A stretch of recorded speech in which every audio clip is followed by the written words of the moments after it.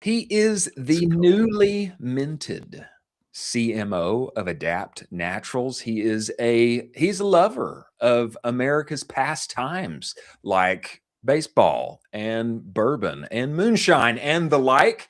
It is our very own Nate Lagos. Nate, get inside of this show. Get in here.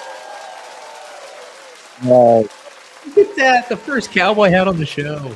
How am I the first cowboy hat on the show? It's called Ecom Cowboy. It's crazy. I've pitched this, and Chris is he's not a fan of it. So. Well, here's the He's thing. got nice hair. Here's the thing. I have to show off these locks. I have to. I mean, at some point, one may lose one's hair. I mean, it is possible. And so while I've got this magnet here that draws eyeballs and brings people back to the show, I have to keep it out. You know? That makes sense. Yeah. I try to flaunt it at the back. It doesn't come as great on a podcast. Well, and that's a very baseball move of you. The flow. It's, I mean, one must have the flow coming out the back. Yeah, I just got this haircut in my freshman year of college and was like, this is all I need for the rest of my life. This will be fine for my e-commerce career. That's it. Nice. He needs the baseball outfielder glasses. You know what I'm talking about, Chris? The Oakleys. Yeah. He needs those to complete the look. Yeah. I love the look. Be it if you want to go aviator style, a little more Hank Jr. for you, or if you want to go Oakleys and dig back into your baseball roots, I'm a fan either way. Depends on the mood, but those are two great options. I saw a picture of you at D2C Growth Summit. I gave a presentation in a cowboy hat and glasses. Yeah. You're up there talking, looking like Hank the Third. Yeah, you were. And I got to clarify so everyone doesn't think I'm a total asshole. I got severely concussed 3 days before that. I was riding bulls and got a concussion. Yeah. So the sunglasses were prescribed. It was like everything hurt my eyes and head, and it was bad. Crushed it though. Good thing I wrote the notes for that presentation before the concussion. Yeah, because I just stuck to those and it was fine. But that was a rough day. Sometimes you get concussed and what happens is just muscle memory. You end up performing your best anyway because it's already in there, installed in the software. Wow. Well, I'm glad to get the story behind that. Nate, tell us what it has been like going from selling watches to selling supplements. You've got high AOV to selling a subscription that you hope becomes a long LTV. Tell us what that transition has been like going from watches into the health space. Yeah, basically opposite business models. But it's been great so far. The internal team at Adapt is fantastic. And to be honest, it's so great to see a business that's like not so reliant on new customer acquisition every single day. A business that is fueled by a mountain of returning customers who are loyal to the brand because the products are just that good. Has been a little bit of a weight off the shoulders, to be honest. Now there's a lot of work to do, and we're getting after it already. But overall, I've been really enjoying having that LTV to bank on, starting to understand the complexities with, how our acquisition efforts can affect that LTV depending on offers and messaging and what all of our flows are set up to do. But overall, I'm liking it, man. It's been great. That's amazing. Just a follow-up question to that, so you're switching to subscription. I mean, everybody knows subscription. Do you have any channels that you're super excited about in 2026 now that you are focused on subscription really and trying to focus on that LTV? Is there anything where you're like, this is kind of my new ranking system where this is how I'm trying to move forward in 2026 with this brand? Yeah. Starting at like kind of my metric priorities, LTV to CAC is my new biggest metric that I'm optimizing for, whereas previously it was basically like day one ROAS is what I was shooting for. So this has been really good to kind of zoom out a little bit and really understand the long tail effects of what we're doing every day. Because of that is forcing me to think differently about how we advertise and how we continue to advertise to people throughout their customer journey. Channels haven't changed much, but how we are using them has. So we're putting out content into our meta ad account that's designed to get people to build the good habits that will lead to the good repeat purchase behavior that we want to see. We're going to be doing the same thing with some YouTube creators. So channel mix hasn't changed a ton, but how we're using them and how we think about our advertising efforts definitely has changed a lot. Nate, that's huge. Tell us about when it comes to the customer psychology of selling to primarily men who are going to buy probably the only jewelry piece that they wear. Tell us what the psychology and the selling behaviors, the ads, how is that different than entering into a health and wellness category where you're probably selling to a lot of women as well? And the kind of things that are put in place framework wise for you to create compelling ad content and education content for creators and to help you get there and win on that. Yeah. So the good news about the Original Grain customer base is that 70% of them were actually women. And it was wives buying for their husbands most often. So selling to women, I was good at. But the psychology of why they were buying a watch is totally different as to why they're buying a supplement. When these women were trying to buy a watch for their husband, it was a way for them to show their love and affection and appreciation. They were trying to nurture their husband. Those husbands were often the breadwinners of the household, hardworking guys. It's very obvious what those guys sacrifice every day to provide for their family. And the women that we were selling to were desperate for a way to show their affection and their sacrifice and their appreciation for everything their husband was doing for them. We got really good at that over the years at OG, and our messaging got super dialed in. So every time is, a sales or a gift giving sales period, Valentine's Day, Father's Day, and Christmas, we'd flip over to all the right messaging, all the right ads, and absolutely rip. At Adapt, super different. These women are now more interested in feeling safe and secure in their own bodies. They want to feel like they're making a smart decision to prioritize their health. There's a little bit of that nurturance in there still, but it's nurturing themselves, not their spouse. So massive change in messaging. It's been a very fun and challenging exercise in copywriting, but it was the first thing I dove into here. My first month here, I think we launched like 17 different headline and copy tests across the website, because I knew I just needed to start that feedback loop of putting out messaging that's going to resonate with the core reasons why people were buying from us. Seeing how they responded to that gave me the insight as to what works, what doesn't. And then I am able to now go give direction to the creative team, to our agencies, to be able to produce ad content that aligns with messaging that's increasing sales on our website. Well, I think that this cannot be understated. That I'll say for me, I know you were selling to a lot of women at Original Grain as far as gifting is concerned, but for myself, I know how to motivate men, and I know how to talk to them, and I know how to sell to them. This is coming from somebody I've been married for 15 years now. I have four. Nice. I have 4 daughters. Okay. Oof.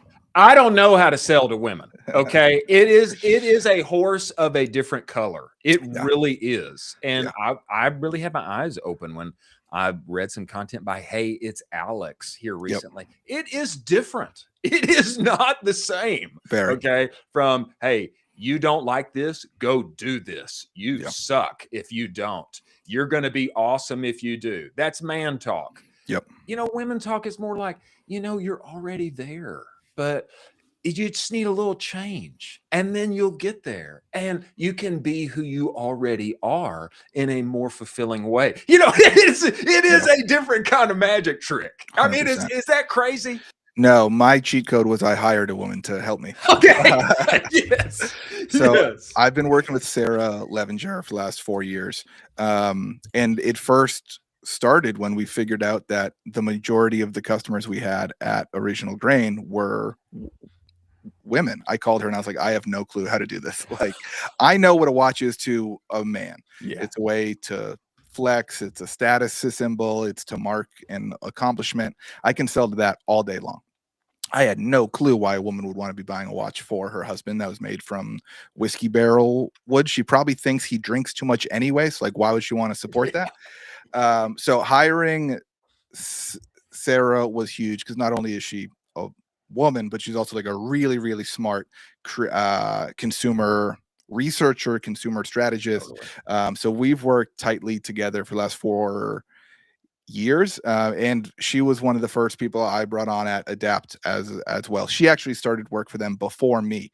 I accepted the job, but I wasn't going to start for like a month or so. And I told Chris, the owner, I was like, hey, in the meantime, you need to get Sarah to do some research for me. So when I get there on day one, I have some idea of how to market to these women. Smart man. Keep Sarah. Don't get rid of Sarah before I get there. Yeah, you got to keep her around a little bit. Yeah, that's smart. Go ahead. She's so smart. I was going to say, do you have any influencers that you're thinking about working with this brand? I know you kind of have like your own influencers that you have, it's a different category when you're working with your previous brand, but it's a whole different category you're working with for this brand. Are there any kind of dream influencers you're thinking about, or anyone you'd love to work with? Or how are you thinking about that program as we move forward? Yeah, influencer is going to be a big part of what we do here. The supplement space is a little bit tough to do some of the macro influencers because a lot of them have their own supplements or health and wellness brands already, so they're not really looking to do deals. One big advantage that we have is our founder, Chris Kresser, is a bit of an influencer of his own in the functional medicine space. He's done a podcast for like 15 years. He's been on Joe Rogan 5 times. Like he was like one of the first big names in functional medicine. So that's a big advantage for us. You see him in a lot of our ads. You see his page being whitelisted by us. So that's big. But there's a whole network of kind of like practitioner and clinician influencers that we're going to be aggressively going after. The psychology of our customers tells us that they actually don't trust some of the big flashy health influencers that we see all over our feeds. They trust more people that are backed by research and backed by owning their own practice. So they are much more influenced by authority and credibility rather than notoriety. So that is the direction we're going to be taking our influencer program in. I 100% agree. Supplements is a tricky space because there is genuinely a lot of BS out there. Yep. Obviously, it's a product that we all want to have and scale and work, and it can and it does. But because there's a lot of BS out there, there's a lot of suspicion on the customer 100%. side. And so talking to a nurse practitioner or seeing a quote from a doctor or those kind of recommendations do go a long way. I really 100%. Believe. Yeah, that was like one of the biggest things we saw in our first round of customer research was like customers have been burned by 6 supplements companies already before they even see our ad. So we have a lot of work to do to kind of earn some trust back. From the ad to the LP to the product quality and ingredients. There have been a few bad actors in the space that have sold snake oil, but we are the most public that any brand is out there. We do a bunch of extra third-party testing that no one asks us to do, but we do it to show how quality we are. But yeah, that's it's a little bit of a mountain to climb to kind of earn people's trust, and then we got to make sure we're delivering on that.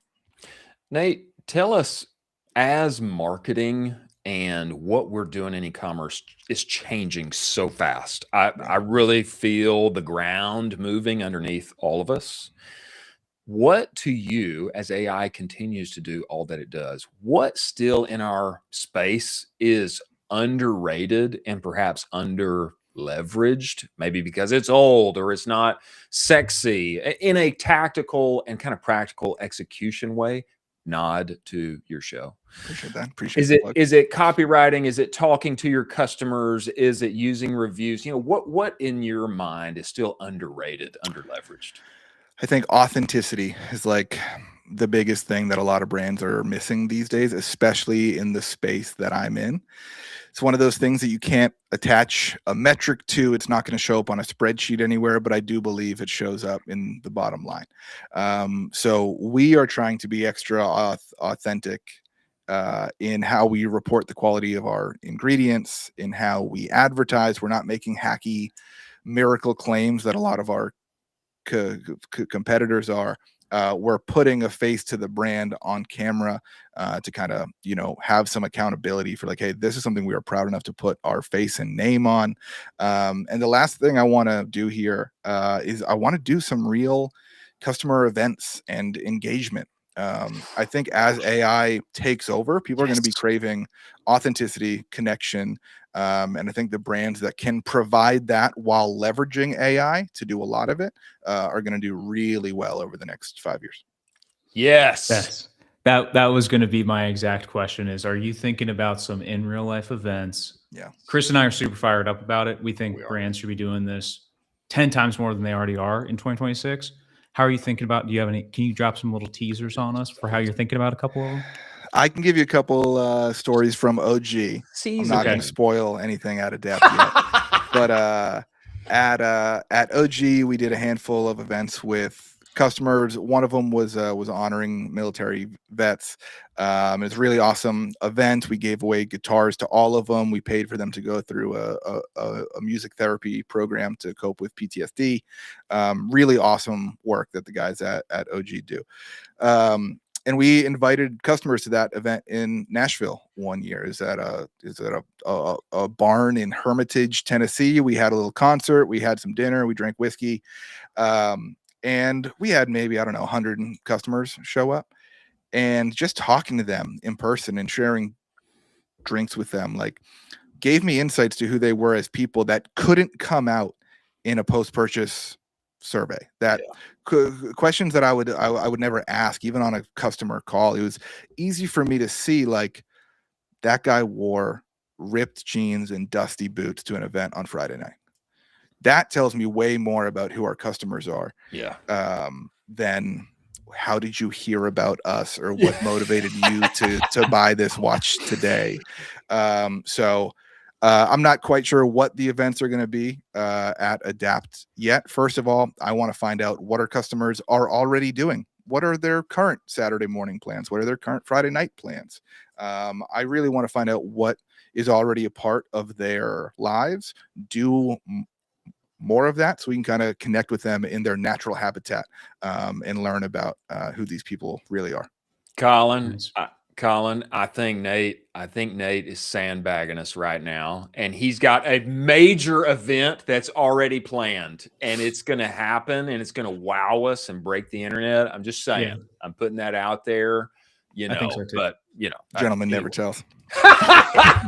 Well, speaking of authenticity, we know you're a busy man, but and we've got to let you go. But man, you are a partaker of the finest of liquors that America has made. You do genuinely like it so much that you've even got this fun little side project over here with starting a brand from zero and making some really cool hats. I think there's a lot of intelligence behind putting whiskey on a hat. Shooting doubles. Let's go. Shooting doubles. Is this shooting doubles right here, Carson? I can't see anything. Scroll up if you can. Wow, I don't know. Is this the Shooting Doubles website? This is it. I would prefer you scroll up. There's some banger. There we go. There we go. Copy now here, some good hats. Nice. But yeah, this is a project I launched last year, purely for self-consumption. I've got merchandise from Jack Daniels and Buffalo Trace and all the big distilleries that I like to enjoy, but none of it's that cool. I think those brands do like merch, not like fashion apparel. And that's kind of what I wanted to build this brand to do. So launched it last fall. Did pretty good. Sold out of a few batches of hats already. Got a lot more planned, but yeah, it's been really fun to start something from zero. I feel like I did my ecom career backwards, where I started at brands that were already doing a few million a year and scaled them up to 50. Yeah. And now I'm over here like spending $250 a day on ads. And I'm way more anxious and excited about that than anything I've ever done. So yeah, it's been cool. 2026 is gonna have a lot of product development come out. We're gonna get into more apparel, some drinking accessories. I've already got some canned cocktails formulated, but I'll need a little more cash before doubles cans come out. That's gonna be fun. Wow. But yeah, man, it's been good. Wow, that was a big drop we just got. So that's a big drop. Thank you. Yeah, it's the second can drop we've had in 2 days. Yeah, in 2 days. Who else is dropping cans? My guy TJ at the outgoing company Audi dropping announced it on the show yesterday. Announced it on the show. This is our second live announcement. Is he doing He doing whiskey cans? No. Okay, right. Not doing whiskey cans. But man, a ready to drink, not a small undertaking. I was expecting some t-shirts, more hats. We'll do that too. But a ready to drink, an RTD. Wow. Yeah, well, I've learned my lesson already from a brand that has an LTV versus a brand that doesn't really have one. Yeah, I think that's another space that I think the big distilleries are missing on. Like Jack and Coke. Jack makes like ready to drink Jack and Cokes, but they're not mixed as strong as I would pour them. Yeah. And like they're convenient if you're like going out on a boat and don't want to bring a bottle. But I am way more interested in bringing like real craft cocktails to the market in a way that you don't have to mix them and be a mixologist at home. So yeah, we're getting there. Nate Lagos, not just a maker of ads and scaler of brands and writer of copy, but a mixologist who is bringing RTD into the world. Wow, impressive, my man. Yeah, thanks, man. It's been fun. Tell us before you go. Tell us, man. Tell everybody where they can find you. Let's say they wanted to pick your brain for copywriting or anything like that. Where can they find you? Where should they go? Yeah, you guys can follow me on Twitter at Nate Lagos. DMs are open. I actually answer fan questions on my podcast every week, which is now a live show. So we are live Wednesdays at noon Eastern. So just before this one, live on Twitter, YouTube, and then it gets uploaded to Spotify and Apple right after that. I've got one slot coming open in February for consulting if anyone's down. But if not, DMs are open. Happy to answer most questions that y'all have. Nate, we appreciate you coming on the show, man. Thank you. Thank y'all so much for having me. The show's fantastic, by the way.